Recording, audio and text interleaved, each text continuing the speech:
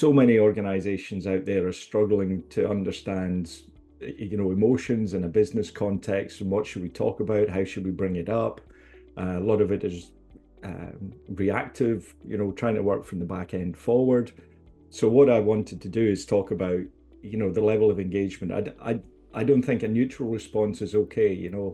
We shouldn't be coming to work and kind of going, nah, it's just okay. It's just a job. There's so much passion, enthusiasm that we should be having for our profession. And I think it's hard that we've got people facing burnout. So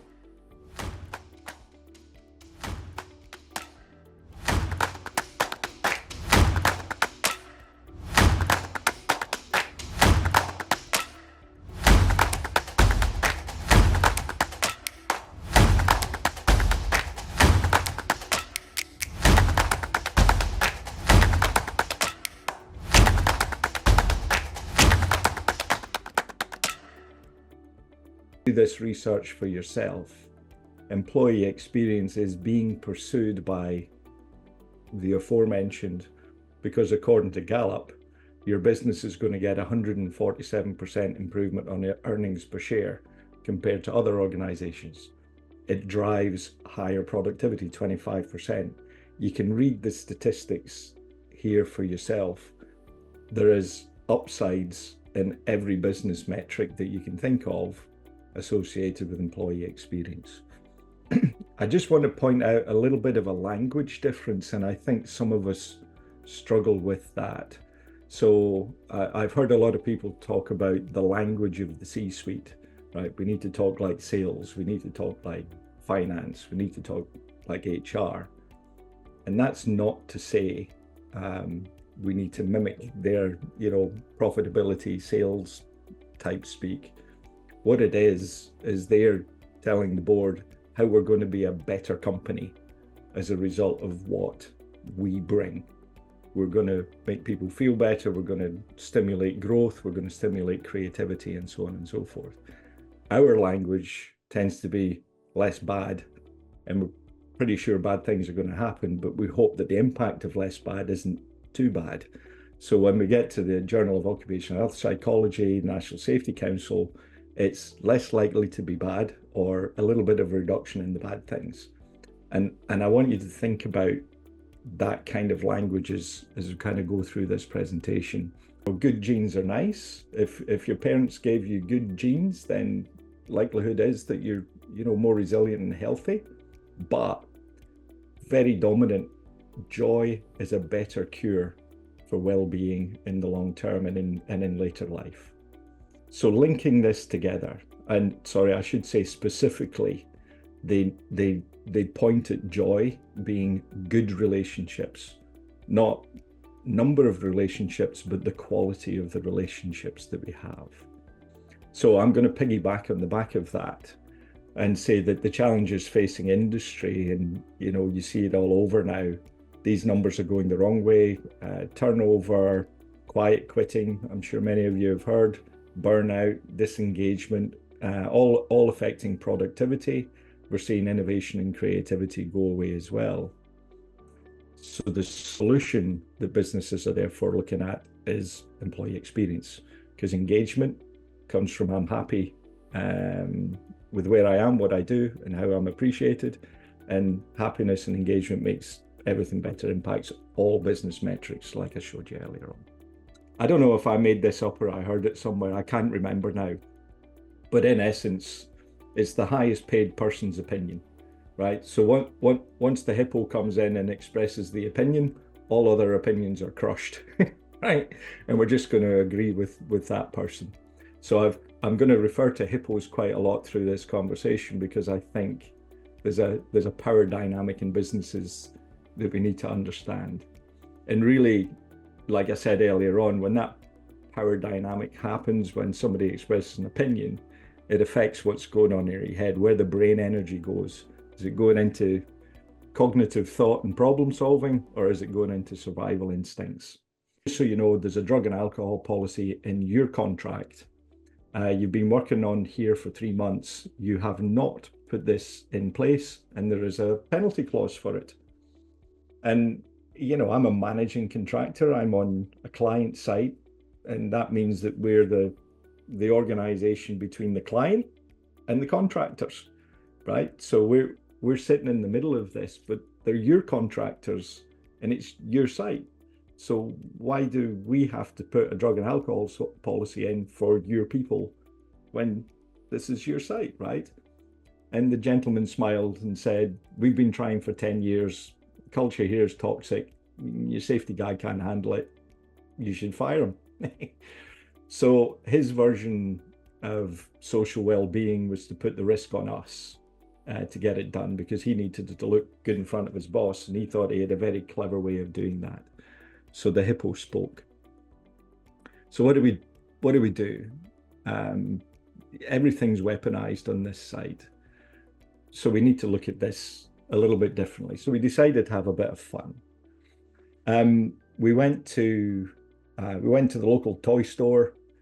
We bought some radio-controlled cars, and there's about 800 people working on the project. And there was some other fun things that we did, but this was really the serious message that we needed to get across. We needed to get this across the line for all the right reasons, not the wrong reasons that we'd been asked to do it.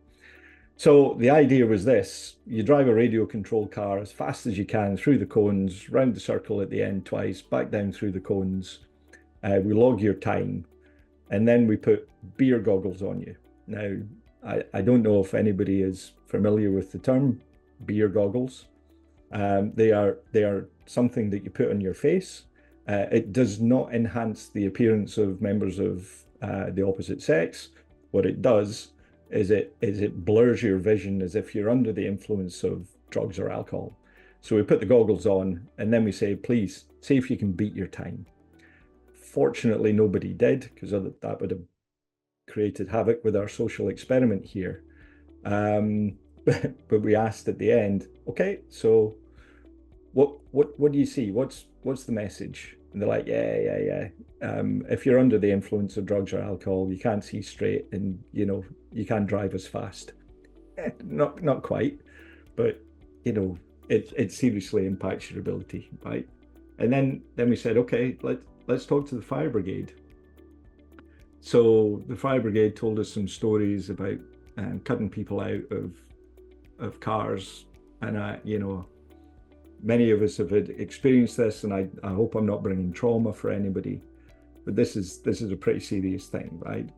So we went through that process. They told us about some of the experiences they had, and I said, okay, have we got the message? And they're like, yeah, Andy, the consequences can be significant. We understand that. I said, well, okay, now I'm going to talk. And, if you think about colleagues that you're working alongside just now, it might be obvious if you see a change in behavior and, banging heads off walls and shouting and crumpling up their work and so on. But would you know if somebody very close to you had tried to solve a problem with, looking at things in bottles? And they were like, well, we might know. We might know that.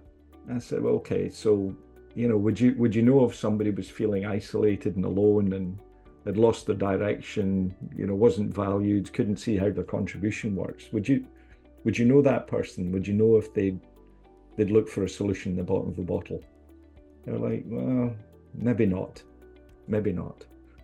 And the fact is, there's about 800 people and 10, 12 different companies here. Would you know if any of them were looking for a solution in the bottom of a bottle?